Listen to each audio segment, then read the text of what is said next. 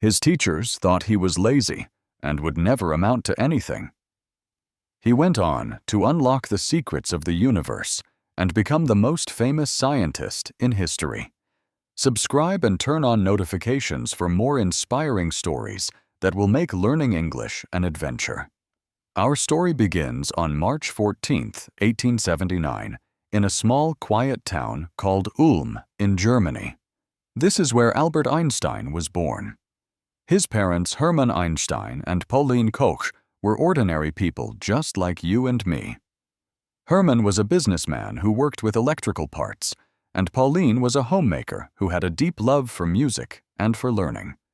When baby Albert was born, there was nothing that seemed very special about him. Well, except for one small detail. His head was unusually large. His family even made little jokes about it. They wondered if he would grow up to be a normal, healthy child. They had no idea, of course, that this little boy with the big head would one day grow up to change the world. Albert was a very, very quiet child. He did not speak his first words until he was almost 3 years old. This, as you can imagine, worried his parents a lot. Some people in their town thought that maybe there was something wrong with him. His own family started calling him the quiet one because he so rarely spoke, even when all the other children around him were playing and chatting away. Albert was silent. But Albert wasn't quiet because he was slow. No, he was quiet because he was always thinking. He would sit for hours and hours just observing the world around him. It was as if he was trying to understand how everything worked, how all the pieces of the world fit together. Then, when Albert was 5 years old, his father gave him a small gift. It was a simple gift, but it would change his life forever. It was a compass. At first, Albert didn't understand it. He looked at the little object in his hand. How could the needle always point north? It didn't matter how he turned the compass, the needle always moved back to point in the same direction. He became completely fascinated, almost obsessed with this tiny object. He would stare at it for hours trying to figure out the invisible force that was guiding the needle. This was the very first time Albert realized that there were unseen forces in the world, things we cannot see, but that have great power. And in that moment, he decided he wanted to discover them all. Many years later, he said that this experience with the compass left a deep and lasting impression on him. It started everything. When it was time for Albert to start school, things did not go well. He did not like the way his teachers taught. You see, back then, schools in Germany were very strict. Students were expected to just sit, listen, and memorize everything the teacher said. But Albert was not interested in memorizing facts. He wanted to ask questions. He wanted to find his own answers. His teachers often got angry with him for this. They saw his questions as a sign of disrespect. One teacher even told him, "You're a disgrace. You will never be successful in life." Imagine hearing those words. They hurt him deeply, but Albert did not let them stop his curious mind. Albert struggled with some subjects, especially languages. But there was one subject that he loved more than anything else: mathematics. To him, math wasn't just numbers on a page. He called it the language of the universe. He loved solving math problems. Each one was like a wonderful puzzle waiting to be solved. Despite his struggles in school, Albert's family always believed in him. His mother Pauline noticed his deep love for music and encouraged him to learn the violin. At first, Albert didn't enjoy practicing. It felt like another rule to follow. But over time, music became a special place for him. It was a way for him to relax his mind and to think more clearly. His uncle Jacob also played a very big role in shaping his young mind. Uncle Jacob loved math, and he would teach Albert in a fun and creative way. He once told Albert, Math is like a treasure hunt. Every problem is a clue that leads you to the solution." This playful approach made Albert fall completely in love with numbers. Albert was not like the other children. While they were outside playing games, he would spend hours inside reading books and imagining how the world worked. He loved reading stories about great scientists, and he often dreamed of making incredible discoveries of his own. One day, while he was walking home from school, a question popped into his head. He asked himself, what would it be like to ride on a beam of light? This simple, childlike question stayed with him for many, many years. It was the beginning of his lifelong journey to understand light, space, and time. When Albert was 15 years old, his life took a difficult turn. His father's business failed, and his family had to move to Italy to find new work. Albert was left behind in Germany to finish his school year. But he hated being away from his family. He felt lonely and deeply unhappy. Eventually, Albert made a big decision. He decided to leave school without finishing. He just couldn't stand the strict rules and the harsh teachers anymore. So instead of going to class, he started studying on his own. He went to the library and read books on science, philosophy, and mathematics. He was teaching himself everything he wanted to know. This was a very risky decision. Many people thought he had ruined his future by leaving school. But Albert didn't care what they thought. He believed that real learning was more important than just following rules. At only 16 years old, Albert wrote his first scientific paper. It wasn't perfect, of course, but it showed his incredible mind and his amazing potential. He also applied to a famous school in Switzerland called the Swiss Federal Polytechnic School. However, he failed the entrance exam. He failed because he struggled with the non-science subjects like French and history. But instead of giving up, Albert decided to try again. He worked harder than he ever had before. He focused on his weak areas, and he refused to let this failure define him. Albert Einstein's early life was filled with these kinds of struggles and with many doubts. People did not understand him, and he faced rejection and failure again and again. But he never, ever gave up. His powerful curiosity, his determination, and his deep love for learning kept him going. After leaving Germany, Albert Einstein was determined to make something of his life. He moved to Switzerland, a country that was known for its modern and open education system. Switzerland was very different from Germany. The schools there were less strict, and students were encouraged to think for themselves, to think freely. This was exactly the kind of environment that Albert needed. At the age of 17, Albert tried one more time to get into the Swiss Federal Polytechnic School in Zurich. And this time he passed. He was finally in. But his troubles were not over yet. Even though he was now studying at one of the best schools in Europe, Albert's rebellious nature still made it hard for him to fit in. Albert loved studying mathematics and physics, but he wasn't very interested in the other subjects. His professors didn't understand his way of thinking. In fact, some of them even disliked him because he didn't follow their teaching methods. He challenged them. One professor told him, "You are a smart boy, Einstein, but you lack discipline." Albert was not the best student in his class, not in the traditional way.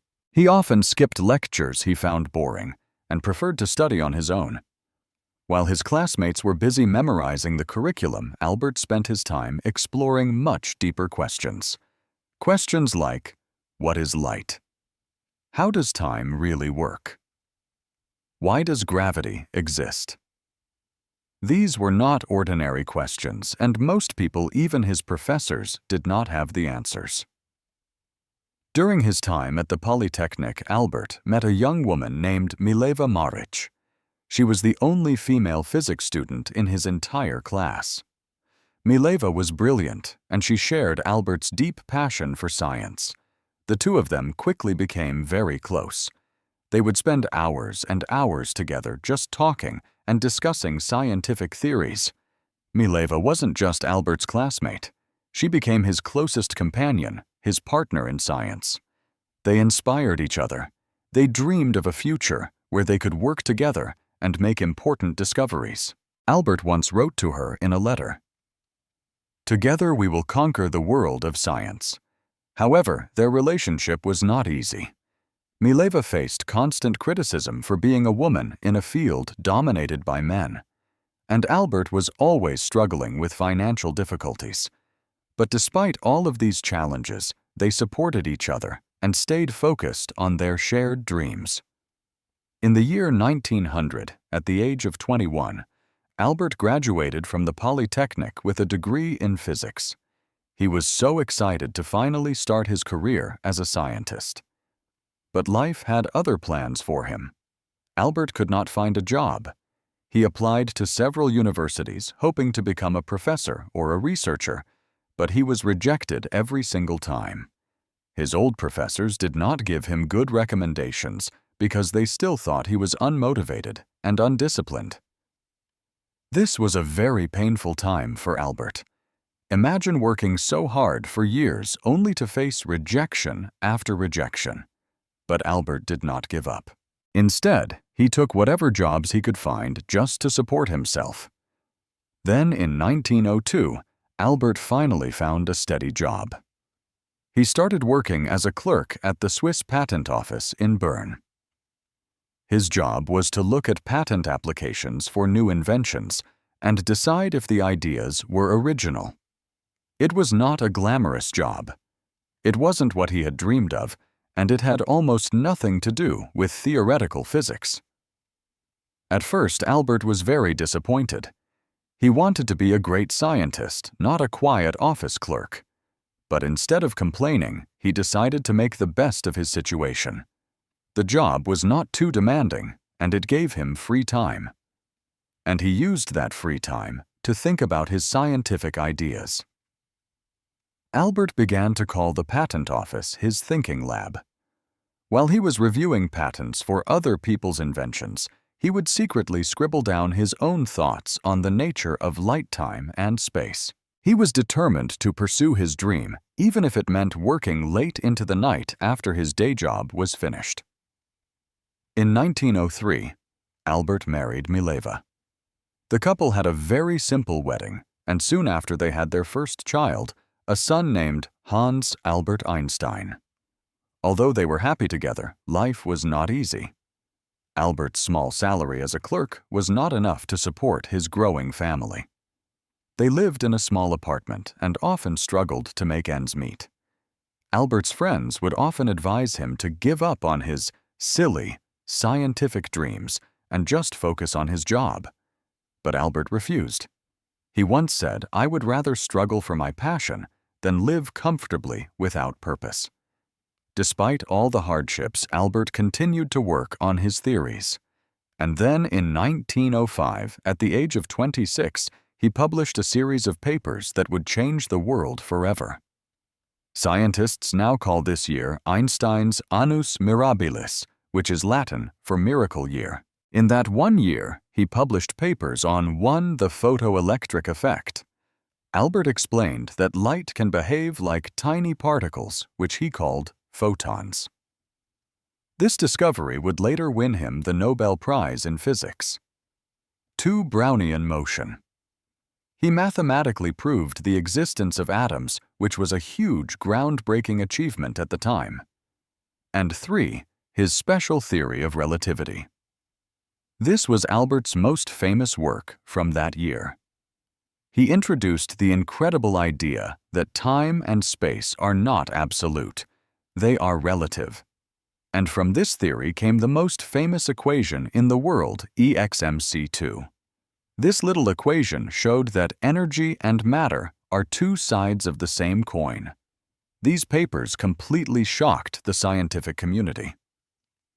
How could this be Albert Einstein, a humble patent clerk with no university position, had just revolutionized physics? After 1905, Albert's life began to change. Scientists all around the world started to notice his work. He was finally offered teaching positions and soon became a professor at several universities. At last, all of his hard work and determination were paying off. But Albert did not let success get to his head. He continued to ask big questions and to push the boundaries of science. He believed that knowledge was infinite and that curiosity was the key to understanding the universe. Albert Einstein's journey from a struggling clerk to a world-renowned scientist is a powerful testament to the power of perseverance. He faced rejection, poverty, and doubt, but he never let go of his passion for science. His story teaches us that failure is not the end. It is just a step toward success. It shows us that believing in yourself is more important than waiting for approval from others. And it reminds us that big dreams often require big sacrifices. By 1909, Albert Einstein's groundbreaking discoveries were known all across Europe. He became a respected professor first at the University of Zurich and later moving to Prague to teach at the German university. It was during these years that Albert began to truly understand the immense impact of his work. People no longer saw him as a rebellious student or a simple clerk. They now looked at him as a genius, a special thinker who could solve the deep mysteries of the universe. Albert, however, remained very humble. He once said, "I am no genius. I am simply curious. I stay with questions longer than others." But fame brought new challenges. Albert was not someone who cared about appearances or about having a lot of money. He continued to live a very simple life, often wearing the same old comfortable clothes and focusing only on his work. While the world was celebrating him, Albert knew that his scientific journey was far from over. In 1914, Albert moved to Berlin, Germany. He had been offered a very prestigious position at the Prussian Academy of Sciences. This was a huge step in his career. He now had the resources and the freedom to focus entirely on his research. Around this time, the world was changing rapidly and dangerously. World War I broke out, and millions of lives were affected. While many scientists and intellectuals supported the war, Albert spoke out against it. He was a pacifist. He believed in peace and used his growing influence to promote harmony between nations. During this difficult period, Albert's marriage to Mileva began to fall apart. The pressures of his new fame, combined with their financial struggles in the past, had created a distance between them. It was a sad time for them both. In 1919, they divorced, though Albert made sure that Mileva and their two sons were always financially supported. In that very same year, something incredible happened. British scientists, led by Sir Arthur Eddington, conducted an experiment to test Albert's general theory of relativity, a theory he had been working on since 1915. The results of the experiment confirmed his theory. Gravity could actually bend light. This was a revolutionary discovery that completely changed how we understand the universe. The news spread like wildfire. Albert Einstein became a global icon overnight. Newspapers all around the world printed huge headlines like, "Einstein's theory proven true." For the first time in history, a scientist was being treated like a celebrity. When a reporter asked him how he felt about his newfound fame, Albert replied with his typical wit. He said, "If my theories are proven wrong, the Americans will say I am a German, and the Germans will say I am a Jew. If my theories are proven right, the Germans will say I am a German, and the Americans will say I am a Jew."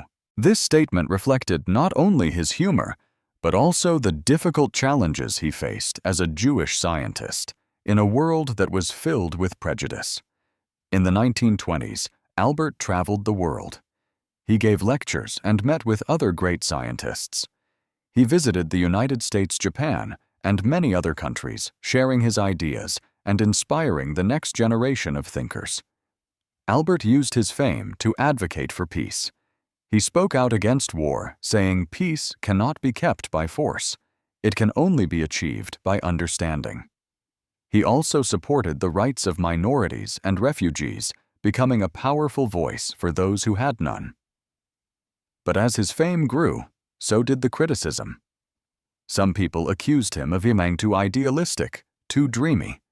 Others, driven by jealousy and anti-Semitism, tried to discredit his scientific work. Albert faced these challenges with grace and patience, saying, "Great spirits have always encountered violent opposition from mediocre minds." Then, in 1933, the rise of the Nazi regime in Germany forced Albert to flee the country. As a prominent Jewish intellectual and a pacifist, he was in great danger. The Nazis publicly burned his books and disgustingly labeled his theories as Jewish science. Albert moved to Princeton, New Jersey in the United States, where he joined the Institute for Advanced Study. He was heartbroken by what was happening in his home country of Germany, but he remained hopeful. He said, "In the middle of difficulty lies opportunity." Albert became an American citizen in 1940 and spent the rest of his life in the United States. During World War II, Albert was asked to write a letter to the U.S. president, warning him that Germany might be developing an atomic bomb. Though he had no direct role in the bomb's creation, his famous equation, EXMC2, laid the scientific foundation for nuclear energy. Albert was deeply troubled when he learned about the bombings of Hiroshima and Nagasaki in 1945. He regretted that his work had been used for such terrible destruction. He spent the rest of his life advocating for nuclear disarmament. He said mankind invented the atomic bomb, but no mouse would ever construct a mousetrap. Even as one of the most famous people in the world, Albert lived a simple and humble life. He refused to own a car. He famously didn't wear socks because he found them uncomfortable, and he often spent his free time sailing on a small boat despite not knowing how to swim. Albert's curiosity never faded. He continued to ask big questions about the universe, from the nature of black holes to the possibility of time travel. He truly believed that there was always more to learn. In his later years, Albert focused on a great challenge, trying to unify all the forces of nature into a single, elegant theory. It's a challenge that remains unsolved even to this day. Even as his health began to decline, he continued working until his very last breath. On April 18, 1955, Albert Einstein passed away at the age of 76. His last words, spoken in his native German, were never recorded, as the nurse by his side did not understand the language. Albert Einstein's contributions to science, to peace, and to humanity remain unparalleled. His story is a powerful reminder of several important things. First, that our struggles often shape our greatness.